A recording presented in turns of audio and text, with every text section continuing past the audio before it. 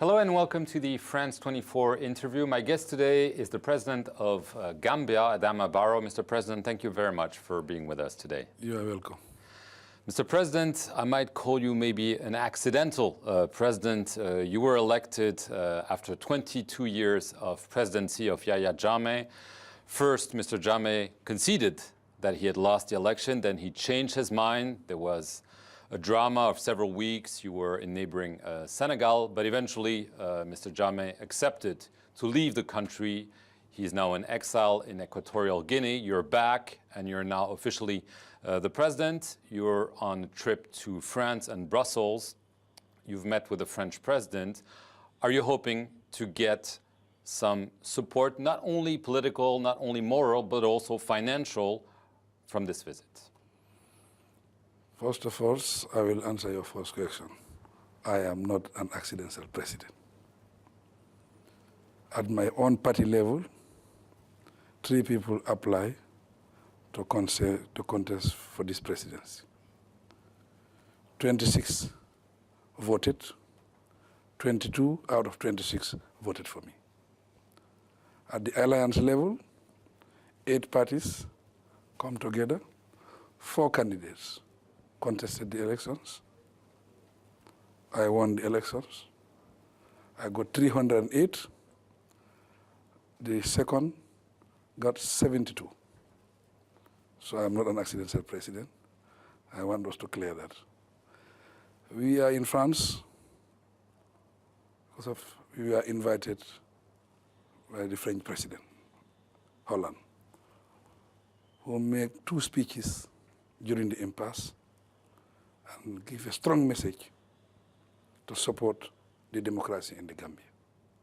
That's why we are here. We have a very busy schedule in the Gambia. National Assembly elections is on the 6th of April. We are here. We met basically all stakeholders in the French government. The message is positive. They are committed to helping the Gambia financially and in other areas of security and a lot of things, a lot of areas. Right, but obviously you need financial support. We know that there's a European Union financial aid package. Did France commit separately to provide some financial support, and if so, at what level? There is no figure that we can give as at now, but the message is France is ready to help the Gambia financially and in other areas. And the EU, French is a very, very important stakeholder in the EU. With their support, it can make a big difference in the EU level. But the EU is, they are our biggest donors, and they promise to give us budget support. You're hoping that in Brussels you'll get also more support from the EU, or is the level they're granting you satisfactory in your eyes? We have hope that they can give us more, because we are going to meet all the stakeholders there, give them first-hand information, give them a direct message from the president. I think that can contribute a lot, and that can make a big difference in the process.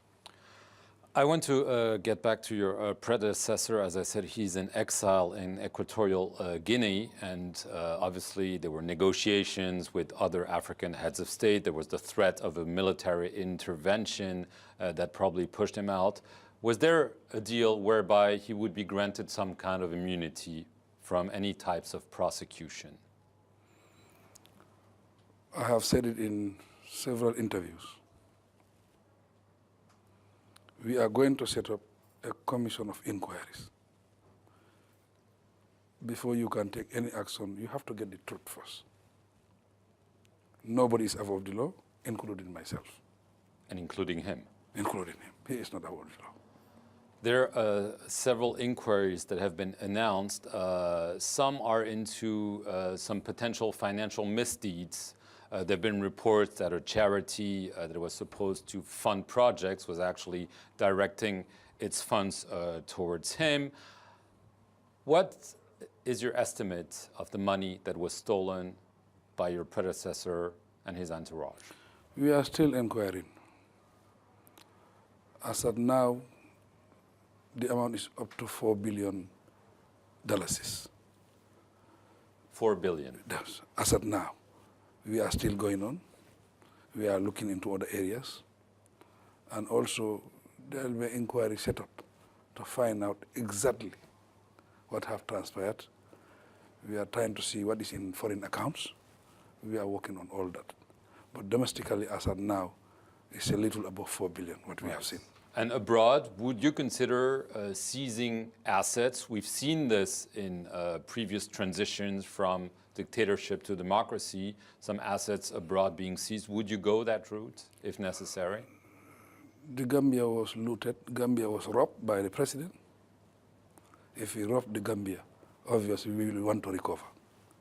If we have any asset that we feel that we should recover, why not? What about human rights violation? Human rights groups have documented people being jailed, people being tortured, people being killed, people disappearing through those 22 years.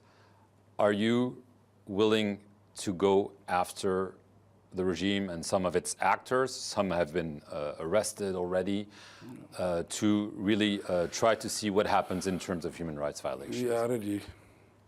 We have set up a commission that have started work.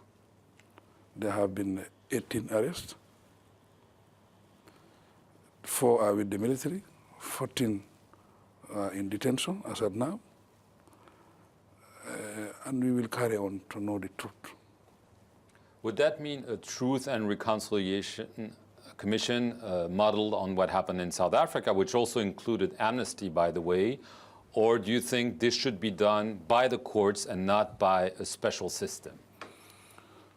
In the area of atrocity that we are committed, everybody who is found wanting will face the due process. Already the court process has started in some cases. Would you consider, obviously your predecessor wanted Gambia to pull out of the International Criminal Court, the ICC. You've stopped that process. Would you consider asking the ICC to prosecute some of the cases that you feel Gambia is maybe not in a position to prosecute? In the first instance, we have to do our inquiries, get comprehensive report, know the magnitude of the cases, then that's the time we can decide what way we are going to take. So you don't rule it out? We don't rule it out. Senegal was key for you, obviously because of the history and the geography. It's key to Gambia in general terms, but obviously you went there, you were even sworn in a first time over there. The president, Macky Sall, supported you. But you're the president of Gambia. Isn't there too much leverage for Senegal and its president over Gambia because of all the help he provided you to make sure that you are now the president of Gambia? Senegal was part of ECOWAS. ECOWAS is an organization, it's a group that Gambia is part of. And there was an impasse in the Gambia. The old president lost elections and he refused to step down. It was the duty, it was the responsibility of ECOWAS to take those steps. And Senegal was part of that. Senegal is a neighbor. Senegal is a friend. And our friendship will continue. It's a friend like any other friend, or it's a friend you owe a lot to? He is a special friend because of our geographical location. We are 2 people occupying 2 different countries. Same people occupying 2 different countries. They will remain 2 different countries. We know there have been attempts at a confederation. This is out of the question for you? We will remain 2 different countries, but we are the same people. Right. When you were elected, this was part of a 7-party coalition, and you described this as a family and that it would remain a family. You mentioned forthcoming elections scheduled for April 6th. This coalition actually doesn't exist anymore. The candidates are going to be running for different parties. Are you disappointed that this coalition only held for you to become president, but cannot hold for the future? The coalition is there. Really? It remains intact, yes. There is a tactical alliance. When we say tactical, we don't want our parties to die. If you want to contest under the coalition is not a party, it's not a registered party. That means you have to resign from your party to contest as an independent candidate. So the coalition remains? If everybody resigns from your party, who is going to run the parties? That's why we see that the parties continue as a tactical alliance. So the coalition is on. You promised in the agreement that you would stay president for 3 years. Are you still committed to those 3 years, or could you decide to stay longer as president? This is the agreement. That's what we agree on principle. My mandate is 5 years, but the agreement is 3 years. We have a lot of work to do. When we get to that level, we will assess whether we have finished what we wanted to finish.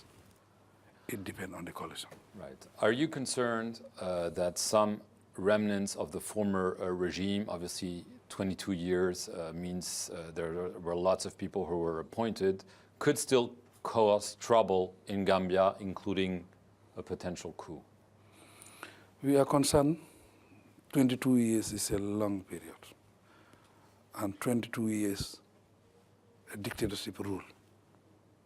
It's very difficult to erase them completely. There is potential, but we are very, very, very committed to make sure we secure that country, to make sure everything works in the interest of that nation. Okay.